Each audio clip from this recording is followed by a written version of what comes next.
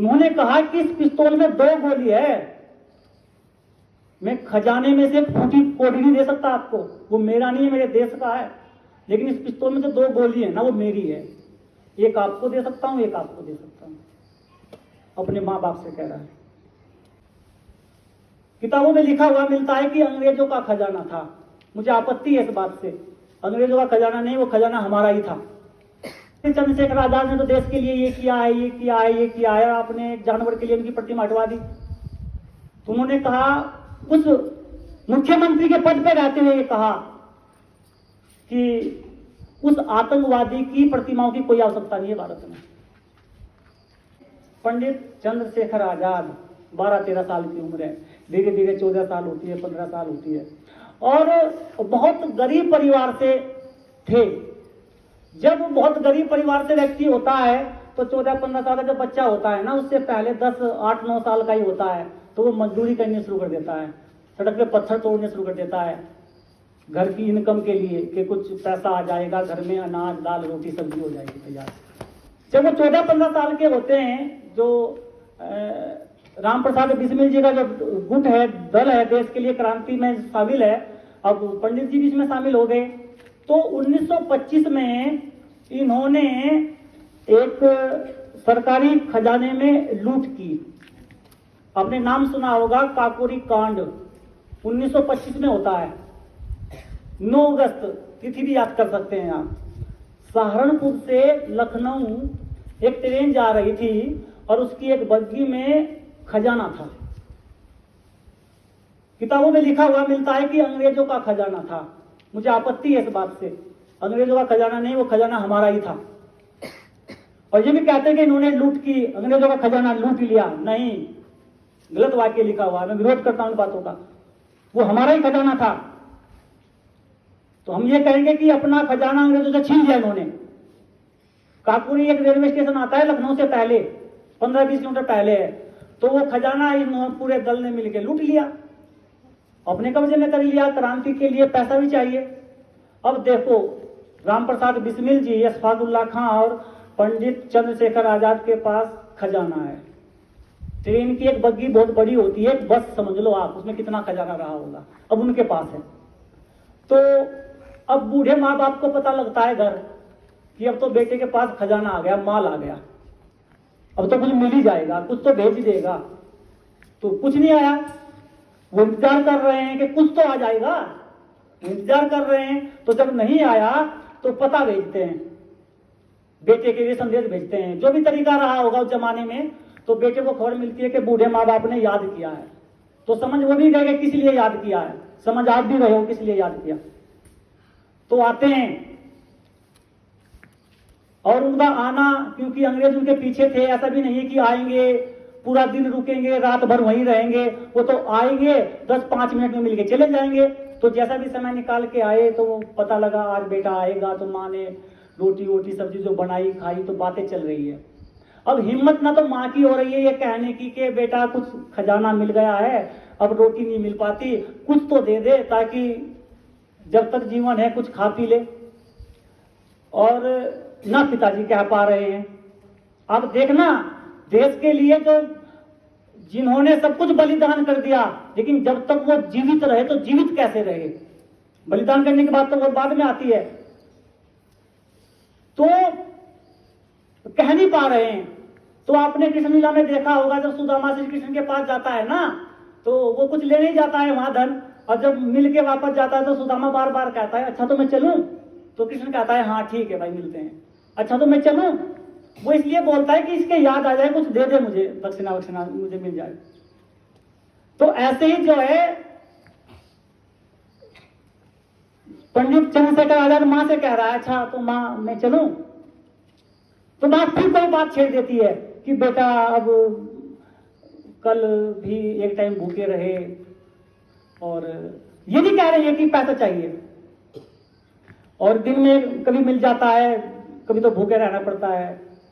तो पंडित जी कह रहे हैं भाई देखो वो आप है, हम तो देश के लिए हैं, देश के सिपाही हैं, अब जो है देश के लिए है, अब आप देखें अपना, मैं चलता हूँ। वो पैर पैर छुए फिर आगे बढ़े।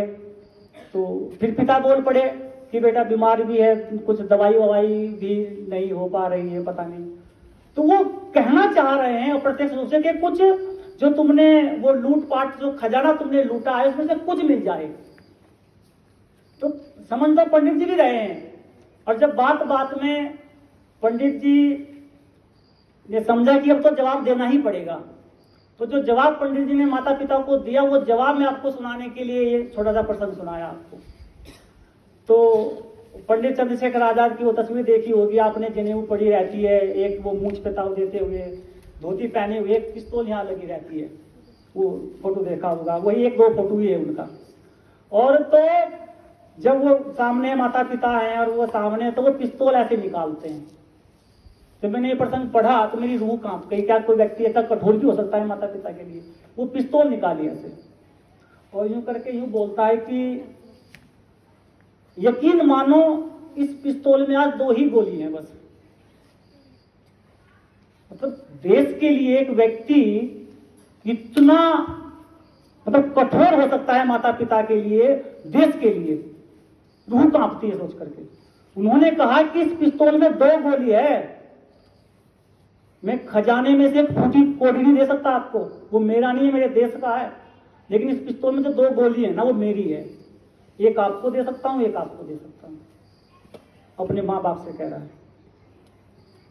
तब जाके हमको ये आजादी मिली, तब जाकर के। और जब मैंने ये पढ़ा, ये प्रसंग में पढ़ रहा था, तो अगले 10-15 मिनट तक मतलब मैं खो गया। मैं कहा यार क्या लोग थे वो। और मुझे ताज्जुब आज की बात पे होता है, वर्तमान में कहना चाहूंगा, आप तो बच्चे हैं, मेरे अध्यापक साथी बैठे हैं विद्वान, कहना चाहूंगा वर्तमान में हमारे देश के एक बहुत बड़े नेता है कि नेत्री है, एक राज्य के मुख्यमंत्री रही है कि रहे हैं, पता लगाओ। मैंने होमवर्क भी दिया था कि कभी किसी कक्षा में किसी बच्चे को कि पता लगाओ राज्य के मुख्यमंत्री वो थी या थे, पुल्लिंग के स्त्रीलिंग थे, उन्हें अपने राज्य में एक प्रतिमा लगानी थी और वहां पर पंडित चंद्रशेखर आजाद की प्रतिमा लगी हुई थी। पंडित चंद्रशेखर आजाद की प्रतिमा हटवाई जाती है और वहां पर एक जानवर की प्रतिमा लगाई जाती है। और जब कुछ लोग पहुंचे तो देश की बात करते हैं वो पागल ही होते हैं, तो कुछ पागल से लोग पहुंचे कि आपने ये क्या किया। तो उस मुख्यमंत्री ने, वो थी के थे पता लगाओ, उन्होंने कहा कि पंडित चंद्रशेखर आजाद ने तो देश के लिए ये किया है, ये किया है, ये किया है, आपने एक जानवर के लिए उनकी प्रतिमा हटवा दी। तो उन्होंने कहा, उस मुख्यमंत्री के पद पे रहते हुए ये कहा कि उस आतंकवादी की प्रतिमाओं की कोई आवश्यकता नहीं है भारत में। और आज हमारे यहां जब चुनाव होता है तो वही लोग वोट मांगने आते हैं, हम उन्हीं को वोट देते हैं, उन्हीं को जिताते हैं, उन्हीं को विधायक, उन्हीं को सांसद, उन्हीं को मुख्यमंत्री, प्रधानमंत्री बनाते हैं। पता नहीं हम किस दिशा में जा रहे हैं, ताज्जुब होता है, तकलीफ होती है। तो इस प्रकार की बात सामने आती है।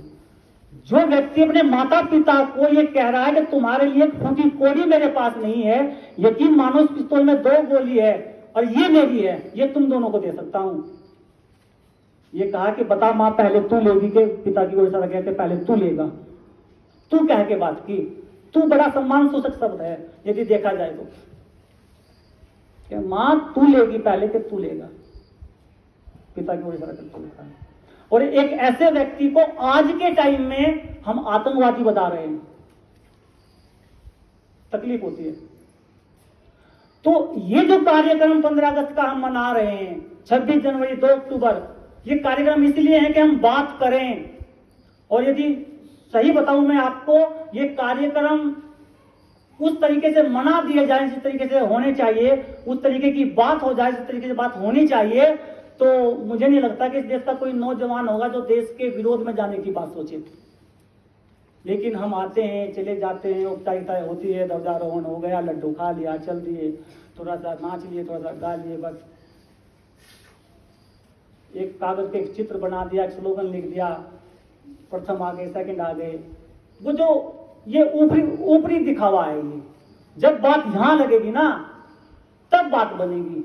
और ये तभी बनेगी जब हम उस तरीके से कार्य करेंगे। मनाएंगे, उस तरीके से बातें होंगी यहाँ पर।